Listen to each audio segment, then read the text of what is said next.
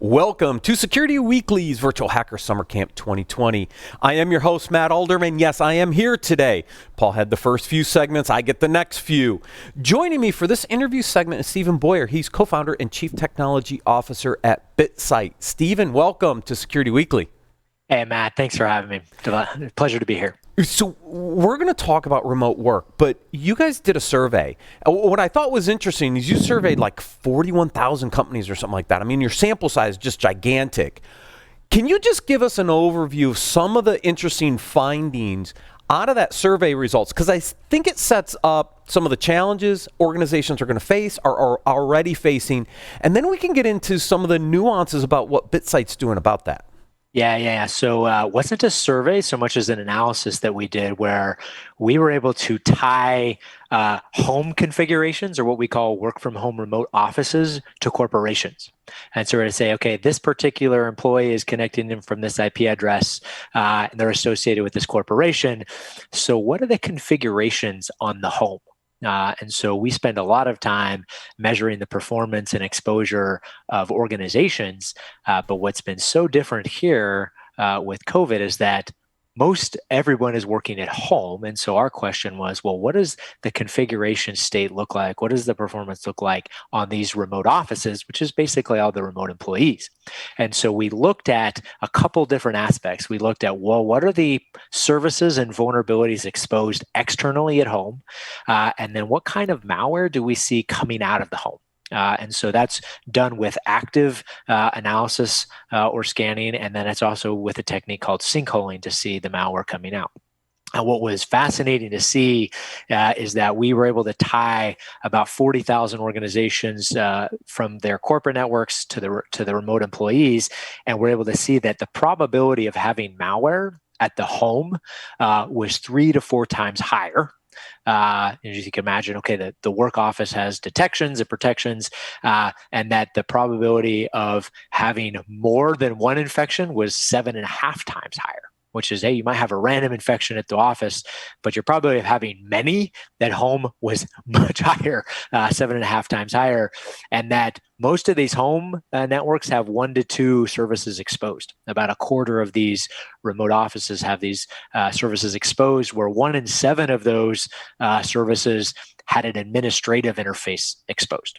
So when you think about the environments that sit in the office, well, they're pretty well managed and monitored. But when you get to the home, a lot of the bets are off, and a lot of the protections and performance that we would expect to have in the office are very, very different when you get to the house. Yeah, and what we've seen is the attack vectors really staying the same. We're just seeing more of them. We're seeing the volume go up, and without the same enterprise defenses at home that we have at the office, we're seeing the probability of risks going higher, right? I mean, that's what this really boils down to. Yeah, and there have been a lot of studies. You probably, the participants, and by the way, thanks for tuning in. It's a great week and great content. You've probably seen a lot of studies around the volumes of attacks going up. There was an interesting post from NASA, who doesn't normally go public around this sort of stuff. But if you go and look, you can see an announcement from NASA where they were telling their employees, hey, we've seen a doubling in the phishing attempts, an exponential increase in the malware attacks against NASA and its systems and its employees, and then a doubling of the blocking that they've had to do from their employee systems because of whatever outbound attacks or other browsing that those employees were doing. And so just about every study is showing that the volume has increased, and then you start to combine that with the additional exposure and less protections at the home, and now you've got a recipe for something that's certainly going to be more damaging to these companies. Yeah, exactly. So I know BitSight as kind of security ratings. So Yes. How does BitSight play into this remote home work environment, right? What I know of BitSight, and you educated me a little bit as we were preparing for this, but I know you going out and looking at corporate organizations, external footprint, and putting scores around it. How do you now address this remote work scenario? Yeah, so we do it on the whole internet, right? So we collect on the entire internet regardless of wherever it's coming from. So we have all that. And then once we're going to do ratings on companies, well, then we take that and we map those measurements to the assets of a company. And then we have that history going back 9 years. And so we can see the telemetry on every IP address and domain. And so the difference here about remote work is historically we've been focused on the assets that the company owns and controls. And that's what has driven the ratings. We just take all those measurements and then you apply it to those assets of a company and look at that over time. That's what constitutes the rating. What's different here is those assets have now exploded. What was just company-owned IP address space is now dotted all over, as some of our customers have 75,000 plus remote offices. So think about it. Those are people working from their home, but those are really remote offices. And so you have to take the measurements that you're seeing on those IP addresses, which are mostly internet service provider, residential internet service providers. And so we're looking at all the telemetry internet-wide on all the services and vulnerabilities exposed on those IP addresses. They just happen to be homes. Those are the remote offices. And so we get to see the malware beaconing out. We get to see it beaconing out of companies, but companies typically detect and block it much faster. Where at the home, a lot of times the home users don't know what's even happening. And so we still see it beaconing out of those home users. And so what's changed here is that our customers are now saying, well, we know where our employees are. We know where they've extended the enterprise because they're connecting in over VPN or they're connecting in to use the mail services. And so we know the IP addresses that they're using where they've extended the corporate enterprise. And now we need to have measurement and telemetry on those networks and operations so we can manage that risk. So we take all that same telemetry that we use to rate companies. When we get the assets of where the remote offices are, then we can give very precise measurements and exposure on those remote offices. So how do you get the IP address for these home workplaces, right? I mean, because most lay employees aren't going to know how to look up their public IP address to hand it to the company. So how are you collecting those IPs to then roll into that overall risk profile to know which IPs to look for on the public internet? Yeah, great question. I think everyone's doing it slightly differently. And so most of the home network is routed through some sort of usually Wi-Fi gateway or out the cable modem.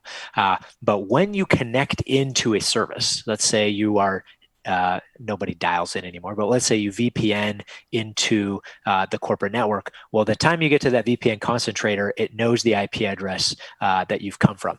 That oftentimes will get logged in a SIM or log management system like Splunk, and they'll be able to tie that credential, meaning that user and credential, to that IP address.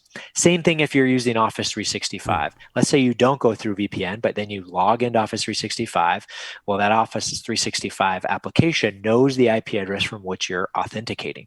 So they can take your username and the IP address, and then they can associate that. So on the back end, our customers collect that information, and then they query our API, or they can log in through our web interface and say, for these IP addresses, what are the configurations? Oh, great. What do we see? What are the exposures? And then they can be able to respond. And so they can keep that in a very automated way. We also have some folks with endpoints. So where they have endpoints, they are actually running scripts that will connect out to an endpoint to say, hey, what's my externally facing IP address? And then they send that back. So then they know that they've got something pretty solid that they're doing fairly frequently, like I think about once an hour, just in case the addresses rotate. They usually don't rotate that quickly. But it's really interesting to say, hey, they don't always necessarily know what's going on internally to that house, but they know the IP address from which they come because it reaches those services and they get that logged. Right, yeah. Just the ability to make sure you get those public IPs and associate them correctly and then query the data. Now, now that they have the data and you start to understand the risk profile of these remote work offices, I mean, what are companies starting to do about it? I mean, are you seeing some interesting trends of what they're doing to resolve it? Because, I mean, just think about all the potential stuff that's on your home network. As an organization, how do you actually guide your remote worker on how to, reduce that risk footprint? So this is a super interesting one to say the price of admission for coming to this event this week. So this is a really fast growing area that I think everybody's trying to figure out. Imagine that you were in charge of securing 3 or 4 office buildings, right? And now you're in charge of securing 75,000 office buildings, right? So it's just a totally different game. The scale is overwhelming. And so I think everybody is just trying to get a handle on what does exposure look like, one, because that is probably one of the most difficult questions is what does it look like? What are the configurations that we're facing for all of our employees in their remote offices? And so that first part is just getting visibility. What are the services that, like, for example, it's very, very common somebody will open up a port for remote desktop, or somebody will open up a port for a database.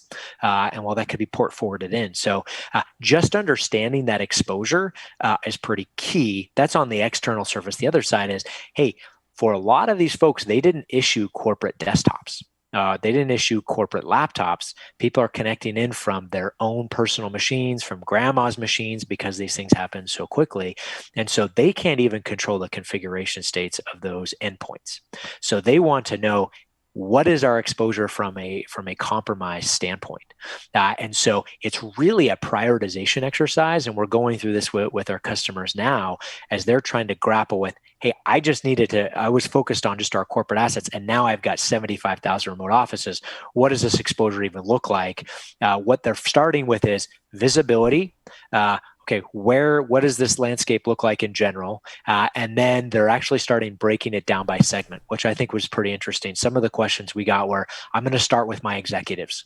I'm going to just start with the executives where I know they're going to be targeted. I know that they may not be sophisticated from an IT standpoint. And so I want to monitor what's going on those executives. Some of our customers had some pretty high profile executives that they thought would be targeted. So they wanted to have visibility into that. And so instead of boiling the ocean, they got visibility into a subset and decided what to do from there.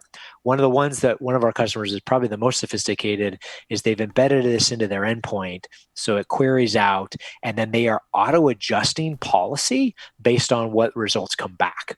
So they're either putting them in a different pool or granting different access to based on what they see, which I think is super intelligent. I see that probably where the market continues to go is to say, hey, listen, I have to let them in to get their work done. And maybe I have to allow some Windows 7 in where I normally never would. But now I'm going to be able to try to meter that access. I may limit access to certain services or put more scrutiny on it. And so they're dialing up and dialing down access privileges based on the information that they see. So all the way from, hey, we just need to get a handle on this so we can report what our exposure looks like and justify additional investment, down to operationally auto-triggering access control, which I thought was pretty sophisticated. Sounds like a lot of new strategic partnerships coming out of this discussion, right? Because taking your data and integrating it into their solution now allows you to be a little more real time in addressing the risk as it's happening, not kind of after the fact. Yeah. So we are not a mitigation solution. I think nor do we ever plan to be. We really want to work with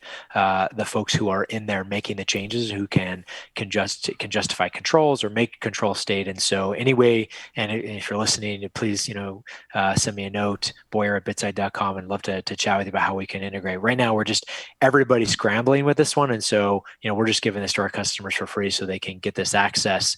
But over time, what I see is some pretty sophisticated remediation capabilities that are going to have to happen. The reason why this is such a challenge, though, is it's super complex. And I was just talking with Matt before we got on the air. There was another talk yesterday from the Orange team. Definitely go check it out, about what happens when you're remote. And a lot of people think you're okay with VPN. And they showed with a bunch of examples, you're not. There are so many other vulnerabilities and risks. One of the biggest ones is the home router. And that home router is probably one you've probably had for a decade. You've probably never managed it. You probably have the default credentials on the administrative page. And a lot of the malware will go after that and try to change the configuration state, where as soon as they change DNS, where they can start snooping on traffic, and you're not always connected to that, or you may not be checking those things, you can be exploited. And they demonstrate it, which is actually super cool. And so I think what you're going to have is you'll have the spectrum of, now we know about the problems, but now we need to actually go do something about the problems. We've very much decided to stay in the measurement and the risk quantification side of things, but plugging this into source systems, SIM systems, endpoint management, EDR, critical, because now you need to be able to manage what's going on. I think one of the next big challenges, though, is what do you do about the teenager's machine that got compromised because he put a new Minecraft mod on there that has a backdoor, and then that's starting to do additional stuff, or the Xbox or the TV that gets compromised. That's a really interesting one. Or how do you walk the administrative assistant through closing down a port on their router? Right. I think that's a whole nother area of how you're going to manage this and mitigate this risk, and doing it at scale. That's going to require quite a bit of collaboration. Yeah, you get this interesting kind of balance between enterprise, but also kind of like consumer, right? Well, that's it. That's where the worlds have collided. Yeah. Right? They've absolutely collided there. And you're like, normally at the office, you're behind a Palo Alto, firewall, right? And they're doing some sort of access control to even get you on the network. And so it's like, that's not at all the home. Right. And who knows what Wi-Fi password they set. But your extension of your network is almost just as good as the access control that they have on that Wi-Fi access point. Yeah. Which makes it super difficult. And then multiply that by the thousands, it just becomes a huge challenge. Yeah, definitely a huge challenge. Stephen, thank you so much for joining us on Security Weekly. It was a pleasure. Thank you so much. Love to do it again. Awesome. If anybody wants to get a security snapshot report, please visit securityweekly.com/BitSight. And with that, we'll take a break and come back soon with more interviews on Virtual Hacker Summer Camp.